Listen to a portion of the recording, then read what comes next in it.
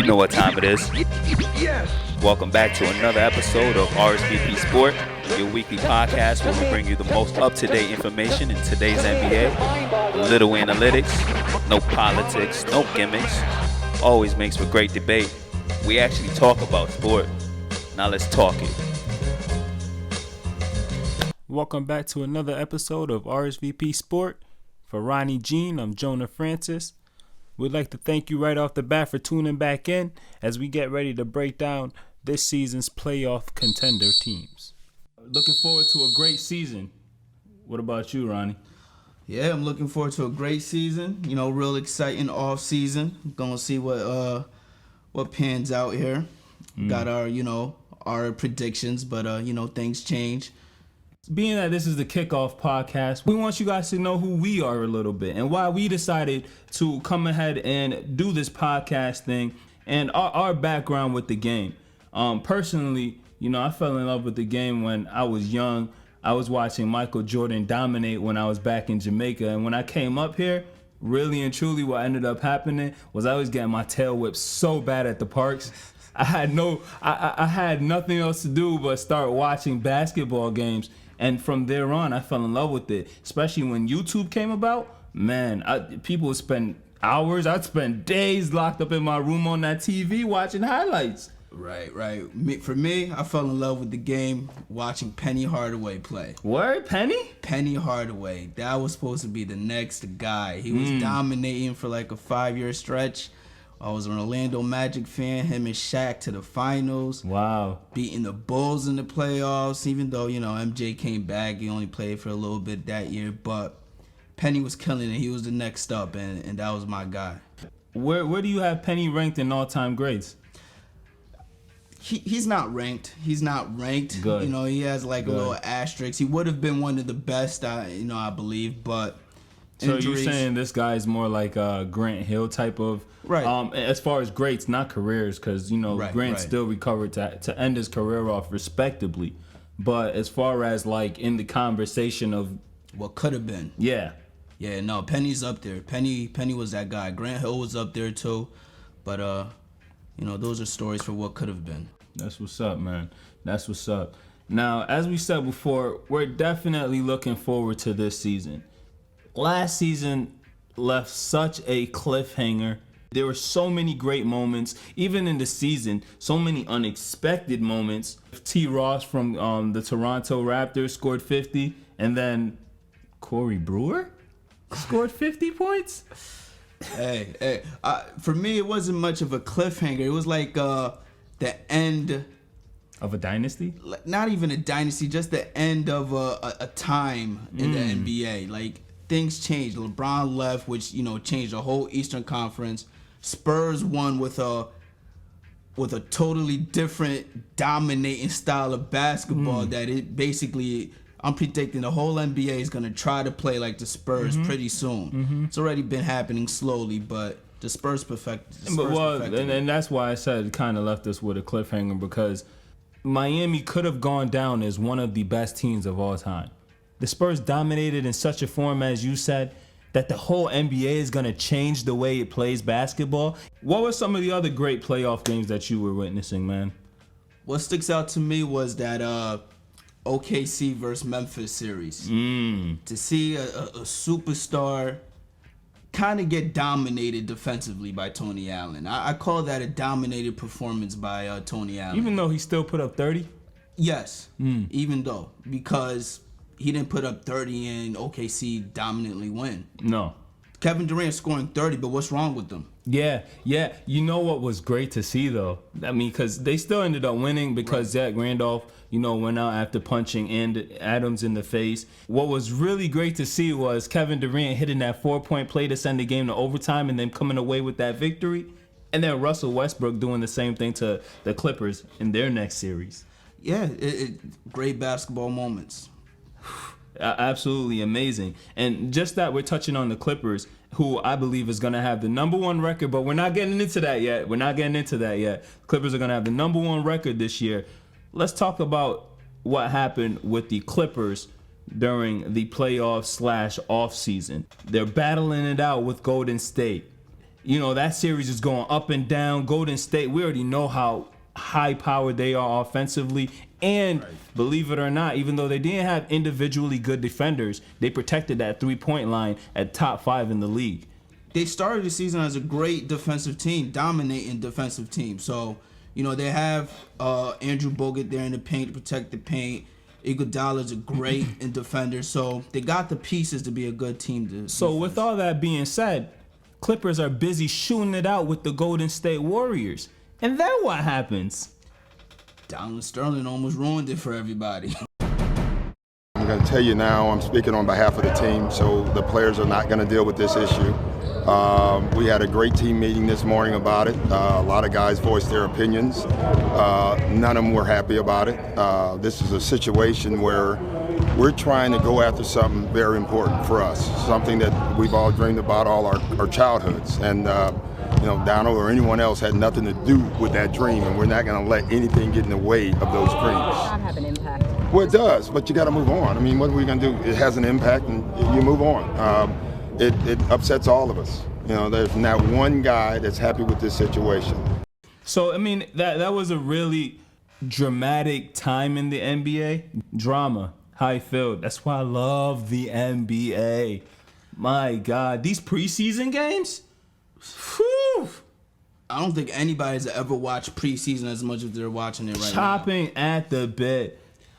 For them also, that was like kind of an end of an era. Definitely was an end of an era. Now, no one's going to remember the Clippers for the past now. It's basically starting at ground zero. Exactly. Doc Rivers, Steve Ballmer, Chris Paul, Blake Griffin. So, Ronnie, it already seems like we're getting right on into these playoff predictions for this season. Let's construct who's making the playoffs in the West. As you said, you got Clippers 1, I got Clippers 1 also. Okay. I got Spurs number 2. So do I. All right. I have Houston number 3. Wow. I got OKC number 3. And this is my argument for the Houston versus OKC thing. The injury to Durant is definitely going to set back OKC's playoff positioning. So they're going 4 in my list. That's dropping 2 spots from what they were last year. Consistently, they've been making that number 2 spot. I definitely think they're going to drop. That's why I have them number 3. I just don't think any other team in the West has enough to surpass them, at least in the regular season. And that's what I'm saying the Rockets do. Look, Dwight Howard is coming back for what I believe to be is going to be a dominant big man season. 20-13. James Harden is going to continue to do what James Harden does, but now he's a little bit smarter. That USA experience, we've already seen it on display from Kyrie Irving to Anthony Davis to DeMarcus Cousins, who's been doing fantastic for the Kings. I think the same thing for James Harden. He had a chance to really lead this year, and I think we're going to see that transition into the regular season as well, which is why I'm putting them at 3. Let me ask you this, right? When Westbrook was injured last year, Durant kept them at 20-7. Westbrook is not the player that Durant is. Great player in his own right. Top 10 for sure. Well, that's what we're going to see. Let's say Kevin Durant comes back that week before the Christmas Day game, to start getting them prepped up and whatnot. Let's say he does. That means he's going to miss approximately 24 games. What do you think OKC's record is going to be during that 24-game stint? Probably 18, winning but like 18 of those games. I'm going 16-8. I'm going 16. A good. So what do you expect the Rockets to do during that time? I expect the Rockets to put up way better numbers than that. I expect the Rockets to do at least 20-8. And I'm saying if Russell Westbrook is what I think he is, but I think his game. You think the Rockets are better than what they were last year? Losing Jeremy Lin and Chandler Parsons. Yes, because and they brought in championship experience in Trevor Ariza. Trevor Ariza is better than Chandler Parsons? As far as the role that they need him to play, yes. What the Houston Rockets are going to be doing is try to mimic what the Lakers did with Shaq and Kobe. But who else? Trevor Ariza is going to get you maybe 10, 11 points. Then who else do they have offensively? Mikal has improved himself to be a great defensive coach. He had Patrick Beverley and Dwight Howard in the starting lineup, and they still couldn't defend. And those are 2 great defenders, or supposedly great defenders.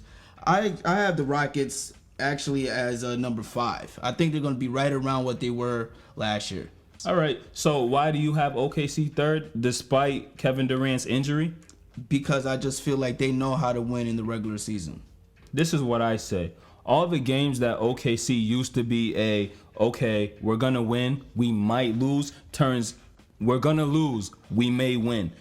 Taking a look at their schedule, the 8 games that I said they're going to lose follows to teams that made the playoffs last year. I think the Rockets during that stretch of time can build enough momentum where OKC might not get it back. But you're expecting OKC to fall off. The injury to Durant is a huge factor. I don't expect OKC to fall off the face of the earth. What I do expect is to them to take a step back. This injury is a step back. So number 3 is not a step back? It's not a good enough step back for the wild, wild west. If they fall under number 3, that is falling off. All right. So we got some difference in our number 3 and number 4 pick, but nonetheless, they're number just 4 reversible. I have the Warriors. Wow. Number 5 is the Warriors. You're really placing James Harden and Dwight Howard You do at 5? Actually, it was Portland and the Warriors. So I'm expecting Portland to fall off a little bit. They were supposed to be up there last year. But because of their offensive scheme and more of their one-on-one style of playing, they didn't make that leap. Okay. Steve Kerr is bringing a different dimension to them. Their offensive firepower is unmatched already. We already said that they're a good defensive team or have the capability of being a great defensive team. I believe that they're going to make that little leap this year to get home court advantage in the first round of the playoffs. That little leap. That's all they needed. It was a little leap. So who do you have as the 6th spot then? Dallas at number 6. I had Portland. Why Dallas? Because I felt like they made some changes that will benefit their team. They lost some key players, I think, but I think also that they got the confidence from last year, knowing that they took the Spurs to the 7th game.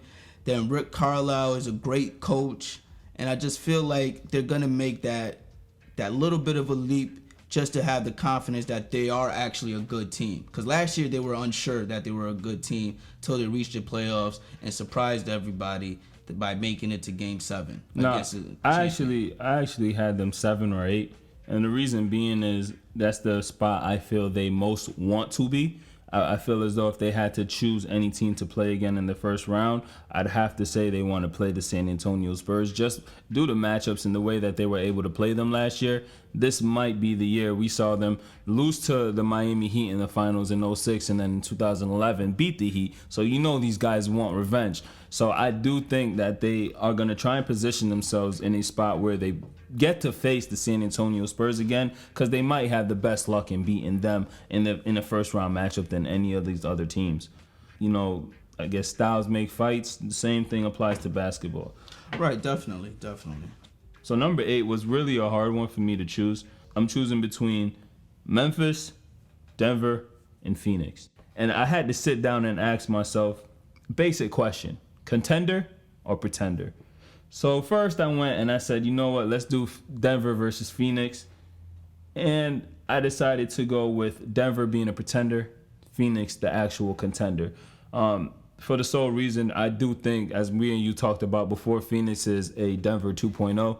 Right. You know, a lot of running, a lot of small ball play. They may be able to win enough games with that style to get into the playoffs. Then I went to Phoenix versus Memphis, and I'm sorry, I gotta put Memphis back in there. Well, let me start off by my 8th pick. Yeah, go ahead. Is completely based on my biasism and me wanting the Lakers to make the playoffs. So I'll start off by that. I have my Lakers as number 8, but let me go as to why I don't have Memphis in there. Go ahead. Last couple of years, Marc Gasol has been getting hurt. Zach Randolph can't seem to either stay on the court for whatever reason, whether it's an injury or just stupidness. Yeah. They lost their edge. Like last year they barely made the playoffs. Yeah. You know, they barely made the playoffs. So I think you think their grit and grimy playing styles is finally gonna catch up to them? I think nobody's scared of them anymore. You know. So I don't have them making the playoffs.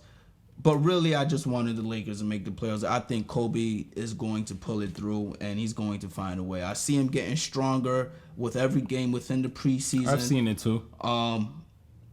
I believe the Lakers have pieces to set up for a trade. So they just have to stay close up until the trade deadline. And when they make that trade, and the Lakers are good for making a trade, is going to push them into the playoffs. So, constant theme of this season: offense gets you into the playoffs. Defense wins you championships. That's our Western Conference prediction. Stay tuned for the East.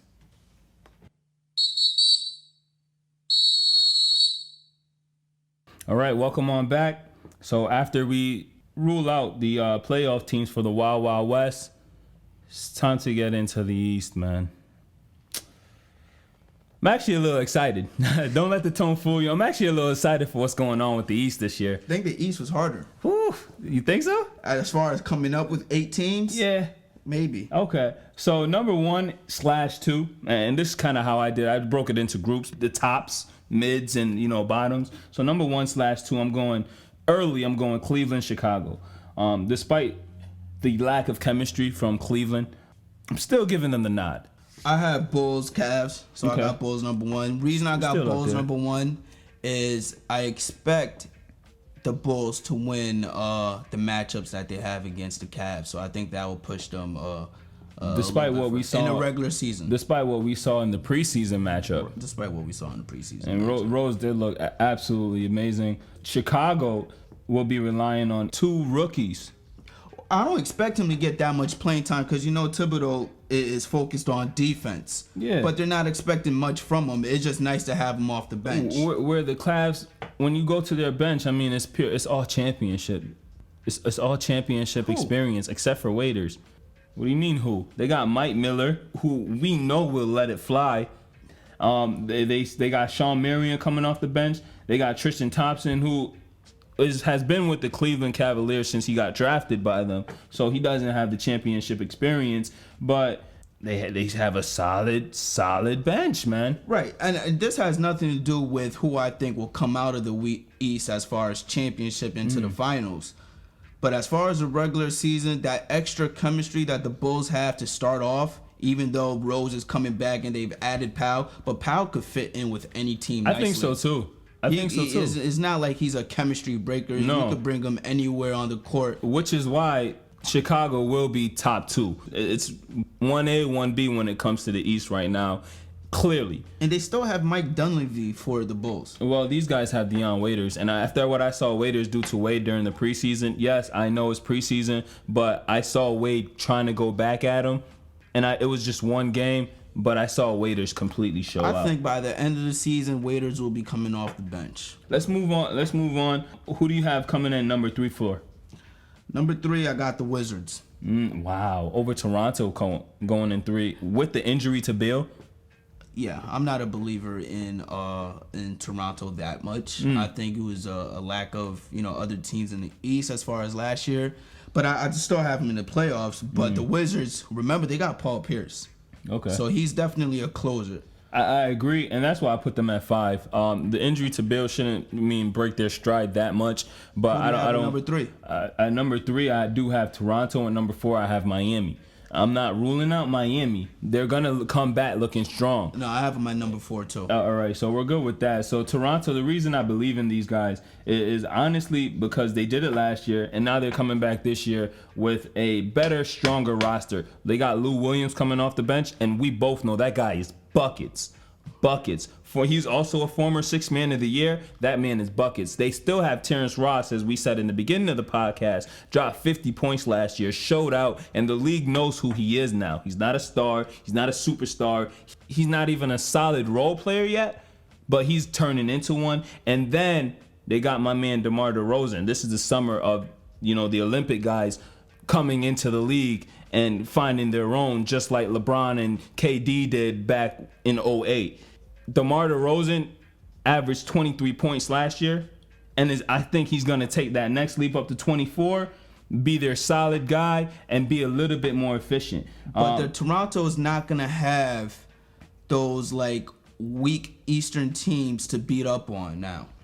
The East has improved. Even the bad teams improved. And I agree with you, but so has Toronto. I don't think they've improved. I think they're just the same team. No, they've definitely improved. Individually, they have better, but players might improve. We don't know that from what did we hear Chris Paul say? Everyone improves even 1%.